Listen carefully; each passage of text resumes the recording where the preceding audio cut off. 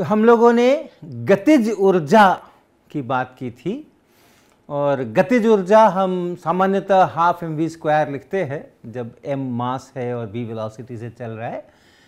लेकिन हमने देखा कि अगर ये वेलोसिटी काफ़ी ज़्यादा हो जाए और प्रकाश के निर्वात में वेग के साथ कंपैरेबल हो जाए तो फिर ये हाफ mv² का एक्सप्रेशन काम नहीं करता और हमारा जो उसके लिए बनता है एक्सप्रेशन व्यंजक वो है काइनेटिक एनर्जी बराबर मास को हम m0 लिख रहे हैं c² बटा √1 - v² c² और माइनस m0c²।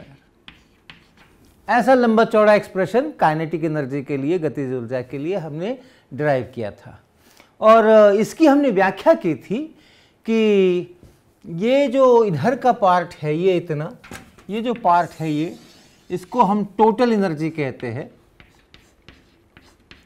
कुल ऊर्जा।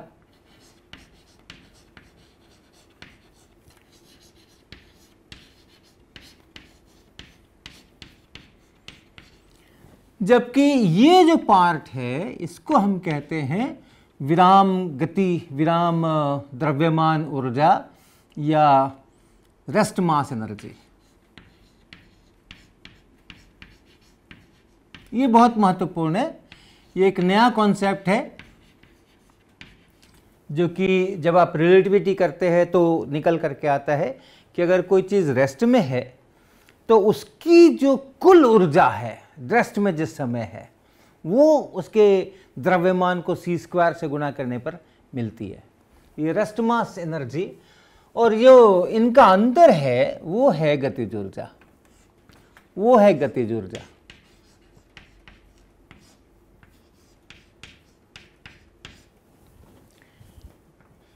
यानी गतिज ऊर्जा और रेस्ट मास एनर्जी ये दोनों मिलकर के कुल ऊर्जा। तो ये एक समीकरण हम लोगों ने निकाला था और ये देखा था कि ये जो गतिज ऊर्जा का इतना बड़ा एक्सप्रेशन है, अगर v जो वेलोसिटी है पार्टिकल की वो प्रकाश के वेग से काफ़ी कम हो, v much less than c, ऐसा, तब हमने देखा था कि यही एक्सप्रेशन हाफ mv² भी बन जाता है। तो लो वेलोसिटीज़ के लिए जो हमारे सूत्र हैं वो सब लागू रहेंगे। रिलेटिविटी के आने से हमारी ज़िंदगी पर कोई उस तरीके का विपरीत प्रभाव नहीं पड़ेगा, तो हाफ mv² बना रहेगा। लेकिन हाँ, जब हम अधिक वेलोसिटीज़ पर जाने की कोशिश करेंगे तब हमें हाफ mv² से आगे बढ़ना पड़ेगा और ये पूरा एक्सप्रेशन ऐसा लेकर चलना पड़ेगा। तो हम इस रेस्ट मास एनर्जी की बात आज करना चाहते हैं कि अगर हमारे पास में कोई वस्तु है, ये चौक है और ये मूव नहीं कर रही है तो भी इसके अंदर में बहुत सारी ऊर्जा है। इसके जितने पार्टिकल्स हैं, एटम्स हैं, मॉलिक्यूल्स हैं, उनका वाइब्रेशंस है, उनका मोशन है, उनके आपस के इंटरैक्शंस हैं, सब मिलकर के और इसमें जो ऊर्जा है उस ऊर्जा को हम क्वांटिफाई कर सकते हैं। अगर 1 किलोग्राम का हमारा कोई द्रव्यमान है, जैसे बटखरा 1 किलोग्राम का है, या 1 किलोग्राम का हम पैकेट के अंदर में कुछ सामान लेकर के आते हैं, आटा दाल चावल लेकर के आते हैं 1 किलोग्राम, तो उसमें जो कुल ऊर्जा है वो 1 किलोग्राम गुना c² अर्थात 9 गुना 10⁻16 जूल, इतनी उसके अंदर में टोटल ऊर्जा है। उसके अंदर हर चीज़ शामिल है, उसके मॉलिक्यूल्स का वाइब्रेशन शामिल है, हर एक चीज़ उसके अंदर में शामिल है।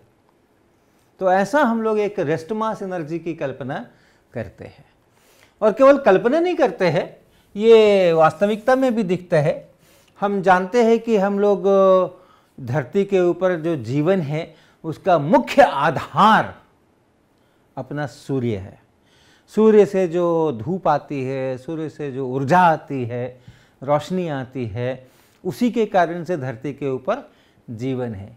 लेकिन सूर्य से ये ऊर्जा कैसे आती है, उत्पन्न कैसे होती है सूर्य के अंदर में ऊर्जा, तो वो भी आपको पता है, वो संलयन होता है, फ्यूज़न, न्यूक्लियर फ्यूज़न होता है, नाभिकीय संलयन होता है और जो बहुत सारा हाइड्रोजन है वहाँ पे। और किस फॉर्म में हाइड्रोजन? प्रोटॉन के साथ में एक इलेक्ट्रॉन होता है तो उसको हम हाइड्रोजन का परमाणु कहते हैं। तो जो सूरज के अंदर है वो इस फॉर्म में नहीं है। हाइड्रोजन का परमाणु जिसे कहते हैं,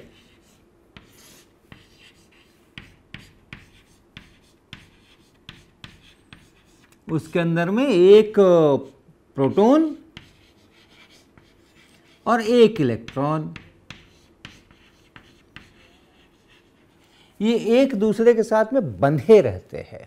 प्रोटॉन है और उसके पास जो आयतन है, उसके पास जो जगह है, उसके अंदर में वो एक इलेक्ट्रॉन जो है वो रहता है, तो वो एटम बनता है। वो जो इलेक्ट्रॉन है वो प्रोटॉन के साथ में जुड़ा हुआ है, उससे बहुत दूर नहीं भाग करके जा रहा, तो उसको हम परमाणु कहते हैं। लेकिन सूरज के अंदर में जो हाइड्रोजन है वो इस फॉर्म में नहीं है, क्योंकि वहाँ का ताप बहुत ज़्यादा है, अंदर में कोर में बहुत ज़्यादा ताप है, 10⁻7 केल्विन वगैरह टाइप का उसका ताप है, टेम्परेचर है। तो ये जो इलेक्ट्रॉन उसके साथ बंधे हुए हैं वो टूट चुके होते हैं, वो दूर जा चुके होते हैं, उनको फिर किसी खास प्रोटॉन के साथ में और उसी से बंध के रहने की ज़रूरत नहीं है। तो प्रोटॉन्स प्रोटॉन्स प्रोटॉन्स सारे में बिखरे हुए हैं और इलेक्ट्रॉन्स भी बिखरे हुए हैं, लेकिन ऐसा बंधन नहीं है। और आप जानते हैं ये जो प्रोटॉन्स हैं, जो हाइड्रोजन के नाभिक हैं, वही प्रोटॉन्स मिलकर के कई स्टेप्स में अंत में हीलियम बनाते हैं। तो 4 प्रोटॉन, जिसको हम 1H1 भी लिखते हैं, ऐसा भी लिखते हैं, ये हाइड्रोजन है, एक प्रोटॉन है, और टोटल प्रोटॉन न्यूट्रॉन मिलकर के जो संख्या होती है वो यहाँ लिखते हैं, द्रव्यमान संख्या कहते हैं उसको। ये नाभिक लिख रहे हैं हम। तो ऐसे ऐसे 4 नाभिक, यानी 4 प्रोटॉन, ये पूरा एक प्रोटॉन है, तो ये 4 प्रोटॉन, इनसे अंत में बनता है हीलियम का नाभिक, अर्थात टोटल उसमें 4 होते हैं, 2 प्रोटॉन्स होते हैं और 2 न्यूट्रॉन्स होते हैं। तो ऐसे लिखते हैं, हीलियम है, उसमें 2 प्रोटॉन्स हैं, उस 2 को यहाँ लिखते हैं, साथ में 2 न्यूट्रॉन्स भी हैं, तो न्यूट्रॉन्स और प्रोटॉन्स का मिला के जो संख्या है, जिसको द्रव्यमान संख्या कहते हैं, वो यहाँ पर लिखते हैं। तो ऐसा हीलियम का नाभिक बनता है। 4 हाइड्रोजन के नाभिक मिल करके एक हीलियम का नाभिक बनाते हैं। साथ में 2 पॉजिट्रॉन्स निकलते हैं, 2 पॉजिट्रॉन्स बनते हैं। ऐसा ई के ऊपर प्लस लिखते हैं तो उसको पॉजिट्रॉन कहते हैं। ये पॉजिट्रॉन है ये।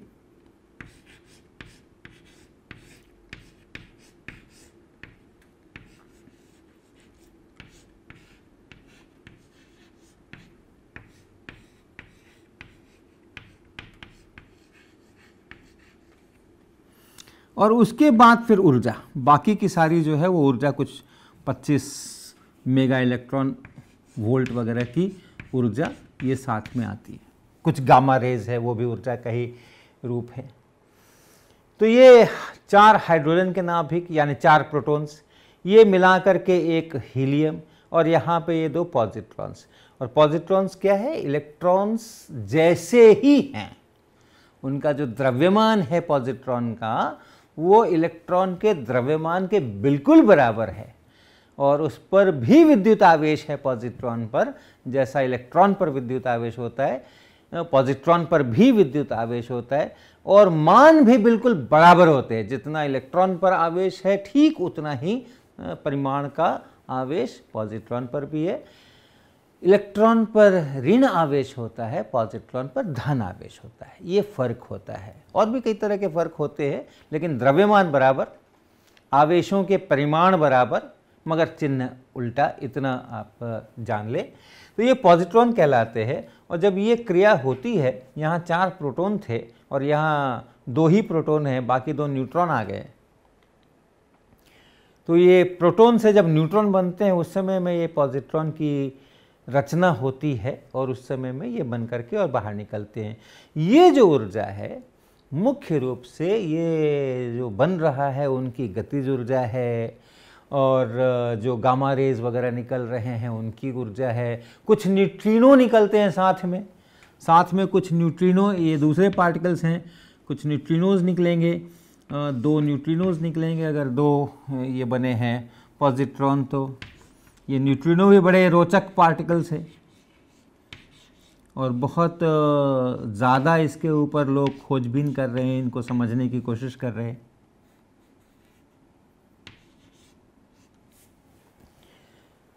हाल तक तो समझा जाता था कि इनमें रेस्ट मास होता ही नहीं है, लेकिन जो अभी हाल के शोध हुए हैं, प्रयोग हुए हैं, तो पता चला है कि बहुत थोड़ा सा रेस्ट मास होता है इसके अंदर में। मुख्य बात यह है कि अगर हम द्रव्यमान को देखें तो इसमें द्रव्यमान है, ये जो प्रोटॉन्स हैं उसमें द्रव्यमान है, यहाँ जो उसका हीलियम बन गया है उसका द्रव्यमान है, यहाँ जो ये पॉजिट्रॉन्स बन गए हैं उनमें द्रव्यमान है, और इसमें बहुत मामूली सा द्रव्यमान है। लेकिन इधर का अगर कुल द्रव्यमान हम देखते हैं, जिसको हम लोग रेस्ट मास कहते हैं, जो कि लिखा रहता है 4 प्रोटॉन है, एक प्रोटॉन का इतना मास, तो 4 प्रोटॉन का मिलाकर के कितना, वो यहाँ लिख सकते हैं। इसी तरह हीलियम का नाभिक है, हीलियम के नाभिक का कितना द्रव्यमान किताबों में लिखा हुआ है। कैसे लिखा है? बड़े सेंसिटिव तरीकों से नाप जोख करके लिखा है, ऐसे नहीं लिख दिया है, प्रयोगों के द्वारा नाप करके लिखा है और बहुत एक्यूरेसी के साथ नापा गया है। तो इसका भी द्रव्यमान पता है, इधर इनका भी द्रव्यमान पता है। न्यूट्रिनो में तो बहुत ही मामूली द्रव्यमान है, हालांकि कितना है अभी पता नहीं है, उसके शोध चल रहे हैं, लेकिन बहुत ही मामूली है, तो उसको आप एक बार को भूल भी जा सकते हो। ये द्रव्यमान से ये द्रव्यमान कम है। अगर हम टेबल्स उठा करके, सारणी उठा करके, और प्रोटॉन का द्रव्यमान, हीलियम के नाभिक का द्रव्यमान, पॉजिट्रॉन का द्रव्यमान, इन सब को लेकर के गणना करें तो हम पाएंगे कि ये 4 प्रोटॉन का द्रव्यमान अधिक है और इधर की तरफ जो द्रव्यमान है वो कम है। और जितना वो द्रव्यमान कम हुआ है उतनी ही ये ऊर्जा बनी है, उतनी ही ये ऊर्जा बनी है। अगर इधर का टोटल द्रव्यमान m है,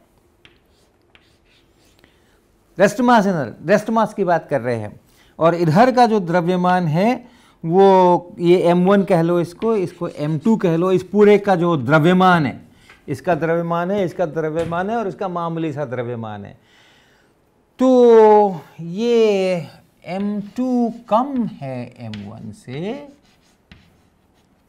और जितना ये फर्क है m1 माइनस m2, जितना द्रव्यमान कम हुआ है उसी को अगर आप c² से गुणा कर दें तो वही उतनी ही ऊर्जा यहां से उत्सर्जित होती है, उतनी ही ऊर्जा यहां से उत्सर्जित होती है। ये ऊर्जा गामा फोटॉन्स के रूप में हो सकती है और ये ऊर्जा इन पार्टिकल्स की गतिज ऊर्जा के टर्म्स में हो सकती है। कुल ऊर्जा तो दोनों तरफ बराबर है। इस कुल ऊर्जा की अगर बात करेंगे, ये टोटल एनर्जी की अगर बात करेंगे तो ये दोनों तरफ बराबर है, लेकिन अगर हम विराम द्रव्यमान की बात करेंगे, रेस्ट मास की बात करेंगे, तो वो बराबर नहीं है, वो ये सूत्र से मिलता है। अगर आप केवल इसकी और इसकी तुलना करें, 4 प्रोटॉन, बल्कि आप इससे भी आगे बढ़ें, 2 प्रोटॉन और 2 न्यूट्रॉन, और दूसरे तरफ आप सोचें एक हीलियम का न्यूक्लियस, 1 हीलियम न्यूक्लियस, नाभिक। आपको पता है जो हीलियम का नाभिक है उसमें भी 2 प्रोटॉन्स और 2 न्यूट्रॉन्स होते हैं, इसमें भी 2 प्रोटॉन्स और 2 न्यूट्रॉन्स होते हैं, लेकिन ये चारों एक दूसरे के साथ में बंधे हुए हैं, बहुत कम आयतन के अंदर में चारों एक साथ में हैं। तो ऐसा जो ppnn एक साथ बिल्कुल बहुत छोटे से वॉल्यूम में, वो हीलियम का नाभिक है। और अगर हमने अलग अलग लिए हैं, एक प्रोटॉन यहाँ है, दूसरा प्रोटॉन थोड़ी दूर है, तीसरा न्यूट्रॉन है वो कहीं और है, चौथा कहीं और है, एक दूसरे के साथ बंधे हुए नहीं हैं, तो इसका कुल द्रव्यमान देखें और इसका कुल द्रव्यमान देखें, ये द्रव्यमान और ये द्रव्यमान बराबर नहीं है। ये द्रव्यमान कम है और ये द्रव्यमान ज़्यादा है। अगर आपके पास हीलियम न्यूक्लियस है और उस हीलियम न्यूक्लियस के प्रोटॉन्स और न्यूट्रॉन्स को आप अलग अलग करना चाहते हो, इस स्थिति में है, इस स्थिति में लाना चाहते हैं, तो आपको कुछ उसमें ऊर्जा देनी पड़ेगी। उसको अलग करने के लिए, उसके बंधनों को तोड़ने के लिए आपको कुछ ऊर्जा देनी पड़ेगी। तो इसमें आप ऊर्जा मिलाओगे, इसमें आप और ऊर्जा दोगे, तब ये बनेगा। कितनी ऊर्जा देनी पड़ेगी? तो हीलियम नाभिक के लिए पता है, ये जो ऊर्जा है ये 28 करीब 28 mega electron volt. Electron volt पता होगा आपको। 1 इलेक्ट्रॉन वोल्ट का मतलब है 1.6 10⁻⁻19 जूल। जूल अपनी ऊर्जा की SI इकाई है। तो इतने को एक इलेक्ट्रॉन वोल्ट बोलते हैं। और कैपिटल M का मतलब है मेगा और इसका मतलब है 10⁻6। तो इसको 10⁻6 से गुना करेंगे तो एक मेगा इलेक्ट्रॉन वोल्ट बनेगा। 28 मेगा इलेक्ट्रॉन वोल्ट, इतनी ऊर्जा देनी पड़ती है, तब ये टूट करके ये बनता है। और जो द्रव्यमान नापा गया है इसका, और जो द्रव्यमान नापा गया है न्यूट्रॉन का और प्रोटॉन का, अगर आप उसका फर्क देखें, यहाँ जो द्रव्यमान है वो कम है, यहाँ जो द्रव्यमान है वो ज़्यादा है, उसका फर्क देखें तो ठीक यही समीकरण से ये 28 MeV निकल करके आएगा। तो यानी जो द्रव्यमान है वो वो ऊर्जा का ही रूप है वो, और उतने द्रव्यमान से उतनी ऊर्जा आप प्राप्त कर सकते हैं। अपने यहाँ जितने न्यूक्लियर रिएक्टर्स होते हैं जिनमें इसका विखंडन होता है, नाभिकीय विखंडन होता है,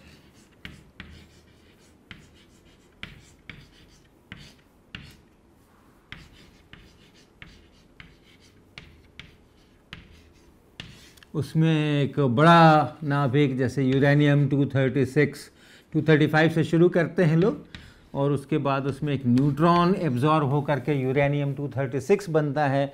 और फिर वो जो यूरेनियम है 236, आपको अभी हमने बताया, ये 235 यहाँ लिखा है या 236 लिखा है। क्या मतलब है इसका? यूरेनियम के नाभिक में प्रोटॉन्स और न्यूट्रॉन्स की कुल संख्या यहाँ लिखी है, और जो प्रोटॉन्स की संख्या वो यहाँ लिखते हैं। यूरेनियम के लिए 92, एक न्यूट्रॉन और बढ़ गया है तो प्रोटॉन्स तो वही रह गए, लेकिन ये बढ़ करके 236। और इसका विखंडन हो करके 2 न्यूक्लियस बनते हैं। उसके अलावा कुछ इलेक्ट्रॉन्स, बीटा पार्टिकल्स जिसको कहते हैं, वो निकलते हैं, कुछ न्यूट्रिनो वगैरह निकलते हैं। कुछ एक एक नहीं है, कुछ। और उसके बाद ऊर्जा निकलती है। किस फॉर्म में ऊर्जा निकलती है? मतलब क्या निकलता है? ये जो बनते हैं, ये जो एक नाभिक के खंड होकर के और ये जो दूसरे नाभिक बने हैं, ये नाभिक एक गतिज ऊर्जा के साथ चलते हैं, वो ऊर्जा है ये।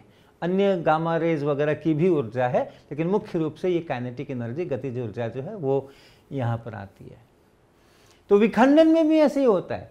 अगर आप इसका द्रव्यमान देखें, इस न्यूक्लियस का द्रव्यमान देखें, और इस तरफ जितने मटेरियल पार्टिकल्स हैं उनका द्रव्यमान देखें, इस नाभिक का, इस नाभिक का, इस इलेक्ट्रॉन का, सबका द्रव्यमान देखें, तो ये द्रव्यमान कम है, ये द्रव्यमान ज़्यादा है। और जितना द्रव्यमान घटा है उसी का mc² उतनी ऊर्जा मिली है। तो यानी द्रव्यमान और ऊर्जा ये एक ही चीज़ के 2 रूप हैं। जो द्रव्यमान आप घटा सकते हो, आपको ऊर्जा मिल जाएगी। ऊर्जा आप घटा सकते हो, आपको द्रव्यमान मिल जाएगा। इसको कहते हैं मास एनर्जी इक्विवेलेंस।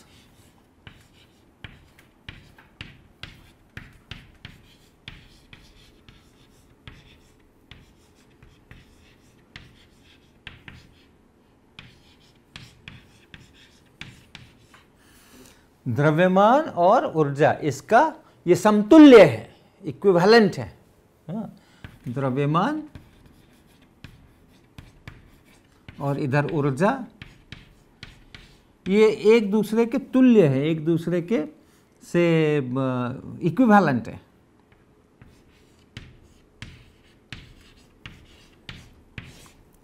ये एक बड़ी चीज़ निकल करके आती है स्पेशल थियोरी ऑफ रिलेटिविटी से कि जिसको हम मास कहते हैं, जिसको हम द्रव्यमान कहते हैं, सामान्यतः एक धारणा बनती है शुरू की पढ़ाई के समय में कि द्रव्यमान जो है उसमें मटेरियल कितना है उसकी वो नाप है, लेकिन दरअसल वो ऊर्जा कितनी है उसकी वो नाप है।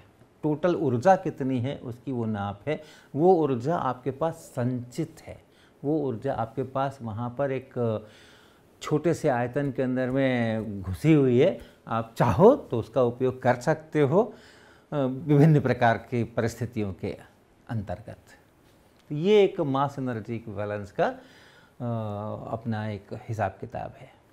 तो द्रव्यमान का ऊर्जा में परिवर्तन और ऊर्जा का द्रव्यमान में परिवर्तन, ये जो हमने चर्चाएं की, उसमें हमें कुछ अलग सा होता हुआ दिखाई नहीं पड़ा मटेरियल में।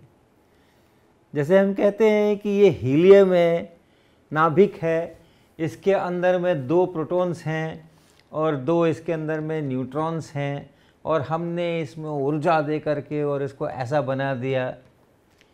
तो हमें अभी भी यहाँ भी 2 प्रोटॉन्स 2 न्यूट्रॉन्स दिख रहे हैं, अभी भी यहाँ 2 प्रोटॉन्स और 2 न्यूट्रॉन्स दिख रहे हैं।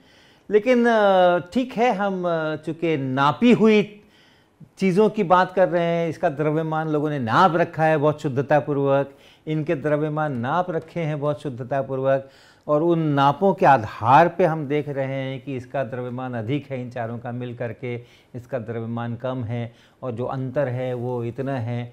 तो ये सब बातें ठीक है, लेकिन ऐसी भी परिस्थितियां हैं जहां आप बिल्कुल स्पष्ट रूप से देख सकते हैं कि कैसे द्रव्यमान का रूपांतरण ऊर्जा में हो रहा है या ऊर्जा का रूपांतरण द्रव्यमान हो रहा है। तो हम उदाहरण देंगे आपको इलेक्ट्रॉन पॉजिट्रॉन एनिहिलेशन। इसका इलेक्ट्रॉन पॉजिट्रॉन एनिहिलेशन, इलेक्ट्रॉन और पॉजिट्रॉन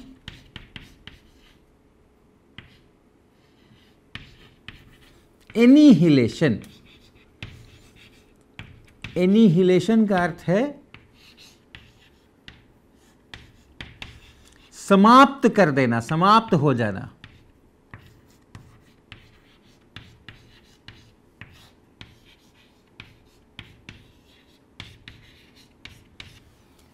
तो इलेक्ट्रॉन और पॉजिट्रॉन ये दोनों पार्टिकल्स हैं। इलेक्ट्रॉन्स तो आप बचपन से ही सुनते आ रहे हैं। पॉजिट्रॉन के बारे में भी हमने आपको बताया ही कि इलेक्ट्रॉन ही जैसा वो पार्टिकल है। तो ये इलेक्ट्रॉन और एक पॉजिट्रॉन, ये अगर एक साथ एक जगह आ जाएं तो ऐसा होता है कि वो इलेक्ट्रॉन और पॉजिट्रॉन एक दूसरे को समाप्त कर देते हैं। यानी एक पॉजिट्रॉन और एक इलेक्ट्रॉन ये अगर इकट्ठा एक जगह आ जाते हैं तो एक दूसरे को समाप्त कर देते हैं, और समाप्त करने के बाद इस साइड में सिर्फ और सिर्फ आपके पास ऊर्जा बचती है। किस फॉर्म में? अब तो कोई मटेरियल नहीं है कि वो चले और उसकी गतिज ऊर्जा हो और ऐसा वैसा हो। ये विद्युत चुंबकीय तरंगे पैदा होती हैं, गामा रेज पैदा होती हैं, 2 गामा रेज पैदा होती हैं। और जो 2 गामा रेज पैदा होती है जिनको हम गामा फोटॉन्स कहते हैं, इसकी चर्चा हम आगे के क्लास में करेंगे। तो वो 2 गामा फोटॉन्स बनते हैं, इनमें कोई द्रव्यमान नहीं होता। खत्म हो गया द्रव्यमान, समाप्त हो गया द्रव्यमान पूरी तरह से। यहाँ द्रव्यमान था, यहाँ द्रव्यमान था, और ये पूरा द्रव्यमान समाप्त हो गया। इलेक्ट्रॉन की पूरी जीवन लीला समाप्त हो गई, पॉजिट्रॉन की पूरी जीवन लीला समाप्त हो गई। अब वो दुनिया में नहीं है, दुनिया से उठ गया। वो दोनों दुनिया से उठ गए, और उनकी जगह पे क्या आ गया? जैसे हमारी रोशनी आ रही है, ये हमारी विद्युत चुंबकीय तरंग है, उसी तरह से विद्युत चुंबकीय तरंग बन गई, वेव्स बन गई। इलेक्ट्रोमैग्नेटिक वेव्स बन गए, गामा रेज बन गए, गामा फोटॉन्स बन गए। तो ये सीधा कन्वर्शन है, ये द्रव्यमान का ऊर्जा में सीधा कन्वर्शन है। ये द्रव्यमान से सीधा सीधा ऊर्जा बन गई है। द्रव्यमान को कन्वर्ट कर सकते हैं ऊर्जा में। जो इलेक्ट्रॉन है, मटेरियल है, इतने किलोग्राम, वो उतने किलोग्राम की जगह उतने जूल ये ऊर्जा हम प्राप्त कर सकते हैं। और ये हमेशा, ये हमारी प्रयोगशालाओं के अंदर में हमेशा होता रहा है। इसका उल्टा भी संभव है, इसका उल्टा भी संभव है। हम अगर जो न्यूक्लियर फिजिक्स की लैब होती हैं उनमें अक्सर गामा रेस को डिटेक्ट करने के लिए, पहचानने के लिए यंत्र होते हैं, और उन यंत्र के अंदर में कुछ मटेरियल्स होते हैं, और अगर आपका गामा रेस वहाँ से आ रहा है और उस गामा रेस की ऊर्जा ठीक ठाक है, ये जो इलेक्ट्रॉन है और ये जो पॉजिट्रॉन है, इनके जो द्रव्यमान है उसके अनुसार अगर इनका हम लिखें तो m0c² इलेक्ट्रॉन के लिए या पॉजिट्रॉन के लिए, दोनों का बराबर होता है, E लिख देते हैं, me इलेक्ट्रॉन के लिए और वही पॉजिट्रॉन के लिए। ये कुछ 511 किलो इलेक्ट्रॉन वोल्ट ये बन करके आता है।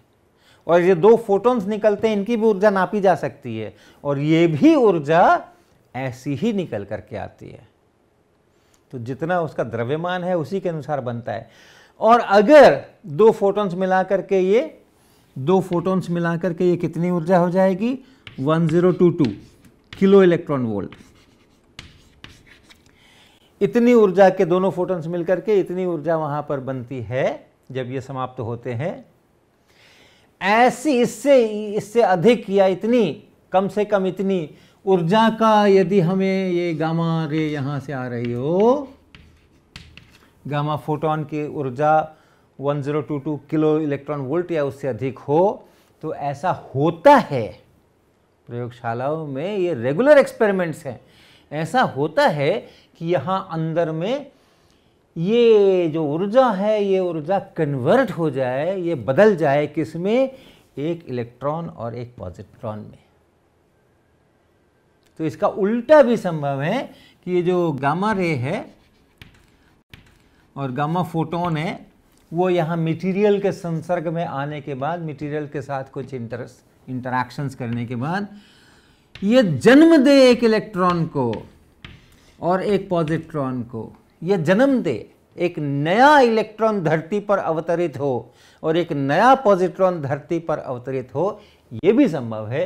तो ऊर्जा का मटेरियल में यानी मास में रूपांतरण और मटेरियल का ऊर्जा में रूपांतरण, ऐसा सीधा सीधा भी संभव है जहां पार्टिकल्स ही नए क्रिएट हो जाते हैं या पार्टिकल्स विलुप्त हो जाते हैं।